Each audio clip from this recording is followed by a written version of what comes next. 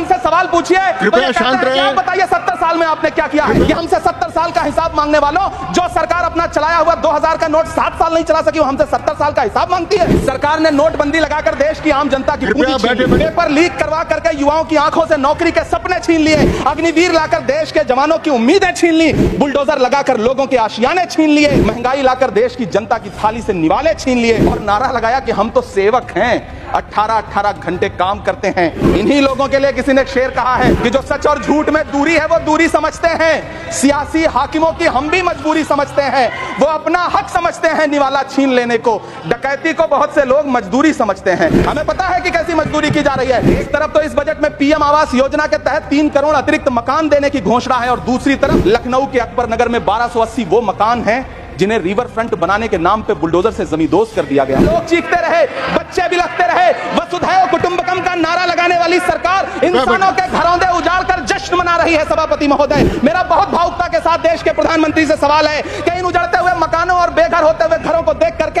आपको नींद कैसे आती है, आप सो कैसे पाते हैं? मेरा सवाल है इस देश के प्रधानमंत्री से, या तो लोगों के घरों दे उजाड़ना बंद करिए या फिर करोड़ों मकान बनाने की झूठी घोषणाएं करना बंद करिए। इलेक्टोरल बॉन्ड खरीदने वालों के नाम छुपाने वाली सरकार इन दिनों आम के ठेला लगाने वालों के नाम जानना चाहती है। मुझे तो होटलों, ढाबों या आम के ठेलों पर नेम प्लेट लगवाने वालों से पूछना है कि कभी खून की बोतल पर देखा है किसी का नाम लिखा हुआ?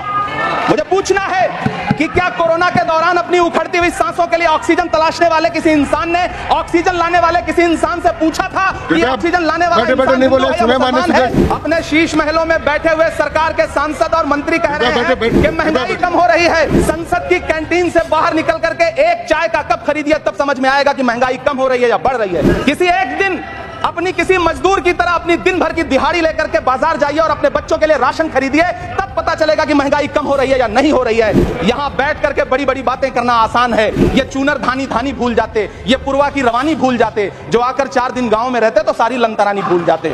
किसानों से चिढ़ी हुई सरकार ने बजट में किसानों के एमएसपी की लीगल गारंटी नहीं दी, लेकिन याद रखिएगा, जो किसान का नहीं वो हिंदुस्तान का नहीं। मुझे वित्त मंत्री जी से पूछना है कि वो जो कुछ साल पहले 100 स्मार्ट सिटी बनाने का ढोल पीटा गया था, सुना है उस ढोल में पानी भर गया है, इसीलिए आपने उसका नाम बदल करके सिटीज ऑफ ग्रोथ हब्स रख दिया। अच्छा है, नाम बदलने का खेल खेलते रहिए। आपकी कई सरकारें तो इसी वजह से चल रही हैं। जिस देश में टमाटर 100 रुपए किलो बिक रहा हो, उस देश की वित्त मंत्री के पास बजट में महंगाई पर बोलने के लिए सिर्फ 10 शब्द है। ऐसा लग रहा है जैसे वित्त मंत्री महोदया ने बजट नहीं तैयार किया है, बल्कि प्रधानमंत्री जी की मन की बात का संकलन तैयार किया है। टूटा हुआ लश्कर का भरम देख रहे हैं और जिल्ले इलाही के करम देख रहे हैं।